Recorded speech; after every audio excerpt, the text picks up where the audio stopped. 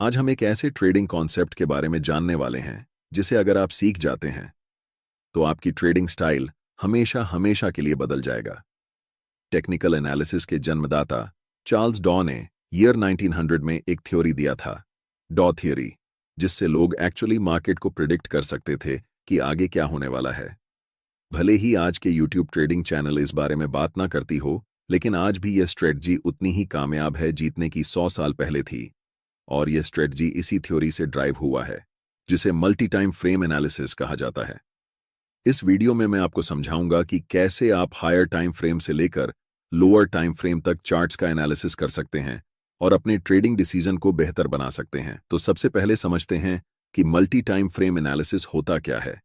यह एनालिसिस का एक तरीका है जिसमें आप पहले हायर टाइम फ्रेम का एनालिसिस करते हैं और फिर धीरे धीरे लोअर टाइम फ्रेम तक आते हैं।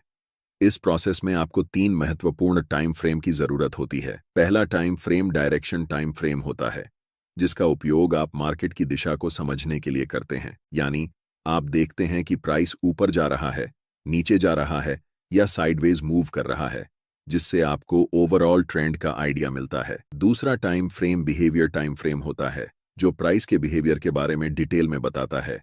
यानी प्राइस का मोमेंटम कैसा है, मार्केट स्ट्रक्चर ब्रेक हो रहा है या नहीं, वीक रिजेक्शंस या डोजी कैंडलस्टिक्स दिख रहे हैं या नहीं, और मार्केट रिट्रेस कर रहा है या नहीं। तीसरा और आखिरी time frame entry time frame होता है, जिसमें आप एक्चुअल ट्रेड एंटर करते हैं। अगर प्राइस डाउन ट्रेंड में है तो आप सेल के लिए देखेंगे, और अगर अपर ट्रेंड में है तो आप बाय करने के लिए देखेंगे। ये बहुत सिंपल है। ये जो टाइम फ्रेम्स आप इस्तेमाल करेंगे वो आपके ट्रेडिंग स्टाइल पर निर्भर करते हैं। मान लीजिए मैं इंट्राडे और स्विंग ट्रेडिंग का मिक्स उपयोग करता हूं, तो मैं 4 घंटे का टाइम फ्रेम डायरेक्शन के लिए, 1 घंटे का टाइम फ्रेम बिहेवियर के लिए और 15 मिनट का टाइम फ्रेम एंट्री के लिए उपयोग करता हूं। लेकिन अगर आप स्काल्पर हैं तो आपके लिए ये टाइम फ्रेम्स अलग होंगे। आप 1 घंटे को डायरेक्शन के लिए, 15 मिनट को बिहेवियर के लिए और 5 मिनट टाइम फ्रेम को एंट्री के लिए इस्तेमाल करेंगे। इसलिए टाइम फ्रेम पूरी तरह से आपके ट्रेडिंग स्टाइल पर निर्भर करता है, लेकिन मैंने एग्जाम्पल देकर समझा दिया है, जिससे आप अपने ट्रेडिंग स्टाइल के हिसाब से सही टाइम फ्रेम चुन सकते हैं। मल्टी टाइम फ्रेम एनालिसिस को शुरू करते हैं, जिसमें हम सबसे पहले 4 घंटे के टाइम फ्रेम को चुनेंगे, ताकि हमें पता चल सके कि मार्केट इस समय किस दिशा में है। 4 घंटे का टाइम फ्रेम चुनने का सबसे बड़ा कारण यह है कि यह हमें मार्केट का पूरा स्ट्रक्चर बता देता है कि अभी मार्केट किस दिशा में है। अगर हम 15 मिनट का चार्ट इस्तेमाल करते तो हमें स्पष्ट दिशा का पता नहीं चलता, क्योंकि प्राइस ऊपर नीचे कर रही होती है। इसलिए दिशा को समझने के लिए हमेशा बड़े टाइम फ्रेम पर जाना बेहतर रहता है। आप में से ज्यादातर लोग इस चार्ट को देखकर कंफ्यूज हो सकते हैं कि यहां प्राइस क्या कर रही है और हमें कैसे ट्रेड लेना चाहिए, बाय करना है या सेल करना है, या फिर अभी ट्रेड नहीं करना है। लेकिन यह गलत तरीका है चार्ट्स को देखने का, क्योंकि हम एक इंट्राडे या स्विंग ट्रेडर हैं। हमें बहुत पुराने चार्ट्स को नहीं देखना चाहिए। हमें यह ऑब्जर्व करना है कि हाल के समय में मार्केट की प्राइस कैसे बिहेव कर रही है। अगर हम ऐसा करने लगें तो हमारे चार्ट्स पर बहुत सारे सपोर्ट और रेजिस्टेंस लाइंस बन जाएंगी, जिससे आपका चार्ट बहुत जटिल हो जाएगा और आप ट्रेडिंग डिसीजन नहीं ले पाएंगे। सोचिए, अगर आपके चार्ट्स पर इतनी सारी लाइंस हों तो आप कैसे समझेंगे कि इस समय प्राइस क्या कर रही है। 4 घंटे के टाइम फ्रेम में हमारा चार्ट बिल्कुल स्ट्रॉन्ग अपर ट्रेंड में दिखाई दे रहा है और इस समय प्राइस कंसोलिडेशन कर रही है।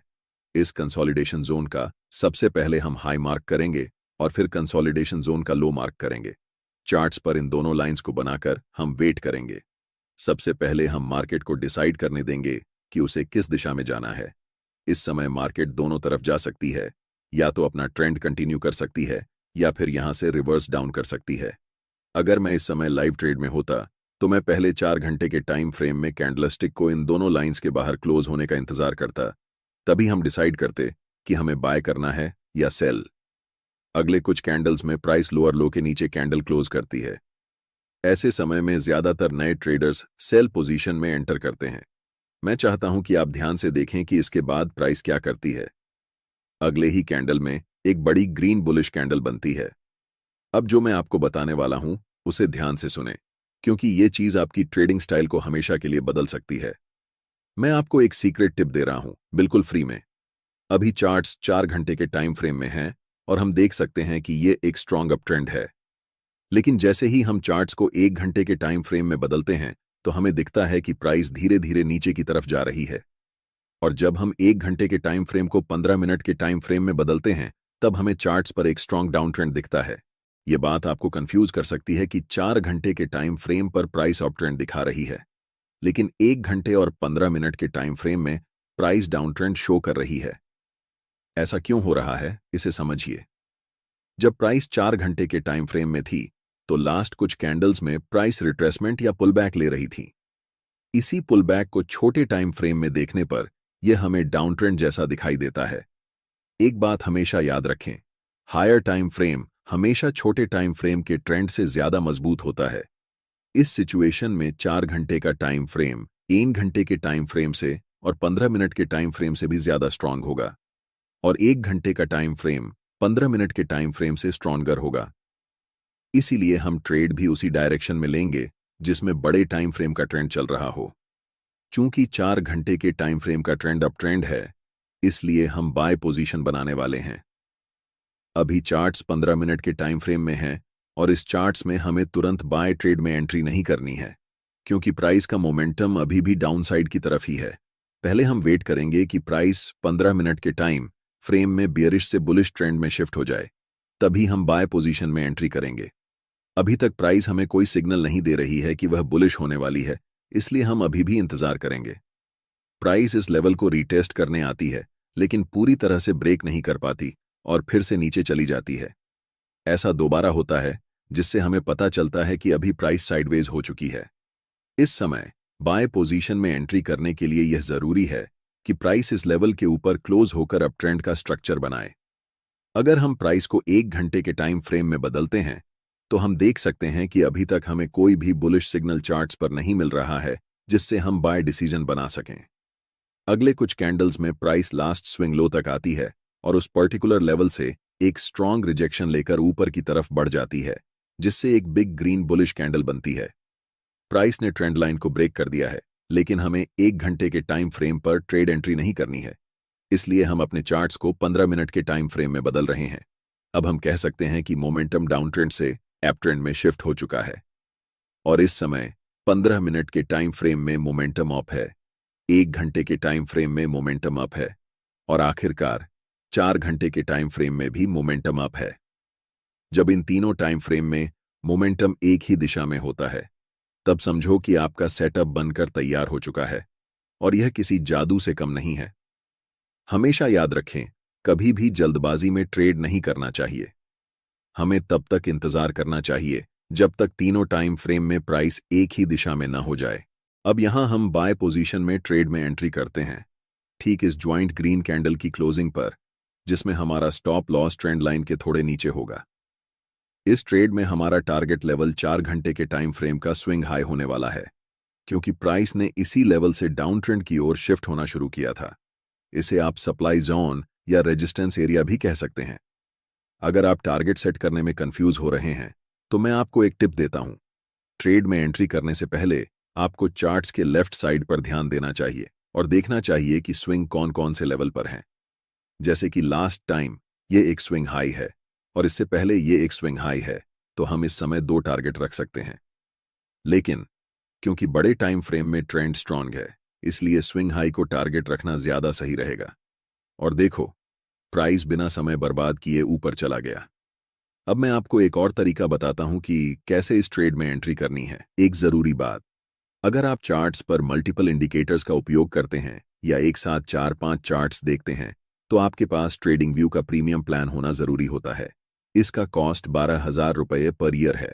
अगर आप ट्रेडिंग व्यू का सब्सक्रिप्शन फ्री में चाहते हैं तो आप अपना डीमैट अकाउंट शाम को ट्रेडिंग ऐप में खोल सकते हैं। अपने ट्रेडिंग को इंप्रूव करने के लिए सैमको में स्विच करें। सैमको आपकी ट्रेडिंग हिस्ट्री का एनालिसिस करके आपको आपकी गलतियों के बारे में बताता है, जिन्हें जानकर आप अपनी ट्रेडिंग को और बेहतर बना सकते हैं। एक ही प्लेटफॉर्म पर सभी एसेट क्लास में ट्रेड कर सकते हैं, जिसमें कमोडिटी डेरिवेटिव्स और करेंसी डेरिवेटिव्स भी शामिल हैं। यहाँ अकाउंट ओपनिंग फ्री है और पहले साल के लिए अकाउंट मेंटेनेंस भी फ्री है। म्यूचुअल फंड और आईपीओ में कोई कमीशन नहीं है। बाकी सभी एसेट क्लास में ट्रेड करने पर केवल 20 रुपए पर ऑर्डर ब्रोकरेज लिया जाता है और यहाँ कोई भी हिडन चार्ज नहीं है। 1000 से ज्यादा स्टॉक्स पर 4 गुना लेवरेज मिलता है, जिसे आप लाइफ टाइम तक होल्ड कर सकते हैं। यहाँ पर आपको ट्रेडिंग व्यू का प्रीमियम वर्जन मिलता है, जहां आप मल्टी चार्ट लेआउट और 50 से भी ज्यादा इंडिकेटर्स का इस्तेमाल कर सकते हैं और चार्ट्स पर ही बाइंग और सेलिंग के ऑर्डर प्लेस कर सकते हैं। साथ साथ अपने स्टॉप लॉस और टारगेट को भी मैनेज कर सकते हैं। अगर आप डिस्क्रिप्शन में दिए गए लिंक से सैम को ब्रोकर ज्वाइन करते हैं तो आपको सीबी से रजिस्टर्ड एडवाइजर द्वारा दी गई रियल टाइम ट्रेडिंग एडवाइस बिल्कुल फ्री मिलेगी।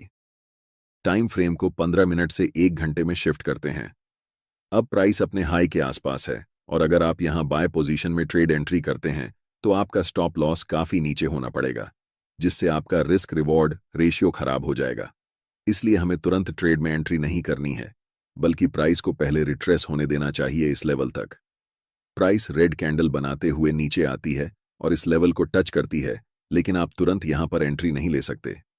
अगर आप यहां एंट्री लेते हैं तो आप बस अनुमान लगा रहे हैं कि प्राइस ऊपर जाएगा, लेकिन प्राइस बहुत अनिश्चित होता है। चाहे कितना भी महत्वपूर्ण लेवल क्यों ना हो, वह कभी भी ब्रेक हो सकता है या फिर उस लेवल को रिस्पेक्ट नहीं कर सकता है। इसलिए हम इंतजार करते हैं कि मार्केट पहले कंफर्म हो जाए कि वह किस दिशा में जाने वाली है, उसके बाद ही हम ट्रेड में एंट्री करेंगे। आप अगर अपनी इच्छा के अनुसार ट्रेड करेंगे तो यह एक खतरनाक तरीका हो सकता है। कभी भी मार्केट में सर्वाइव नहीं कर सकते हैं, चाहे आपके पास कितना भी कैपिटल क्यों ना हो। अधिकतम 1 सप्ताह लगेगा और आपका कैपिटल डूब जाएगा।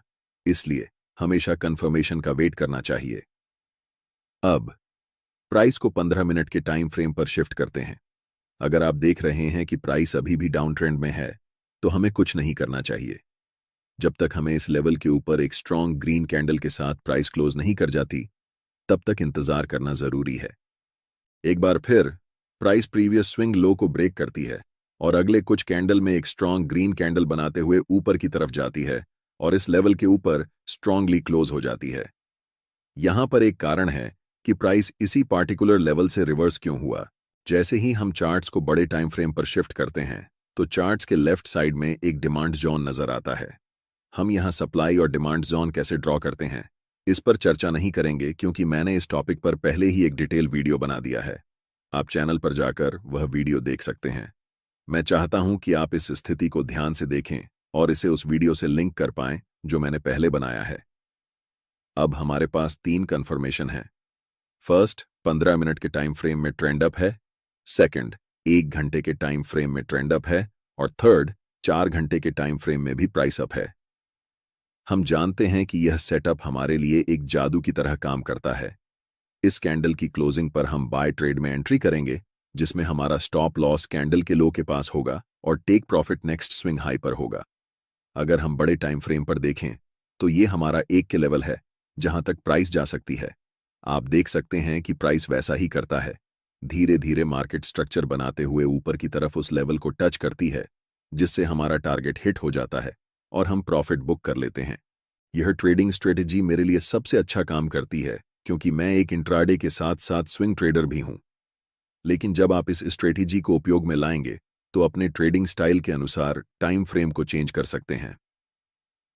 अगर आपको ट्रेडिंग व्यू का सब्सक्रिप्शन फ्री में चाहिए या फिर एक ही प्लेटफॉर्म पर equity, commodity, stock, mutual fund, options आदि में ट्रेड करना चाहते हैं तो आप अपना डीमैट अकाउंट सैमको में खोल सकते हैं। सैमको ट्रेडिंग ऐप का लिंक डिस्क्रिप्शन में है। स्ट्रेटेजी समझ में आ गई हो तो इसे बैक टेस्ट करें, फिर देखें कि आपके लिए काम करता है या नहीं, और उसके बाद ही ओरिजिनल अकाउंट में इसे अप्लाई करें। वीडियो अच्छी लगी हो तो वीडियो को लाइक कर दें और फ्री में प्राइस एक्शन ट्रेडिंग सीखने के लिए चैनल को सब्सक्राइब करें। आप सभी का बहुत बहुत धन्यवाद।